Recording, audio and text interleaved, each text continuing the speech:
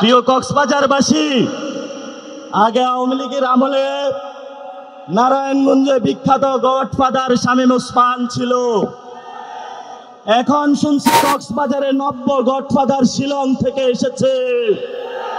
গ্যার দখল করছে, মানুষের জায়গা জমি দখল করছে, চাঁদাবাজি দখল করছে, আবার নাকি সেই সংস্কার বুঝে না। না বললাম, কক্সবাজারের জনতা এই ধরনের সংস্কার বিরোধী যে পিয়ার বুঝে না, রাজপথে তাদেরকে ঠেকিয়ে দিবে ইনশাআল্লাহ। কক্সবাজারবাসীর উন্নয়ন হয় নাই, এখানে টুরিস্টদের নিরাপত্তা নাই, আপনাদের সন্তানগুলা বঙ্গোপসাগরে ভেসে যায়। রোহিঙ্গা এসেছে, প্রত্যাবর্তন হয় না।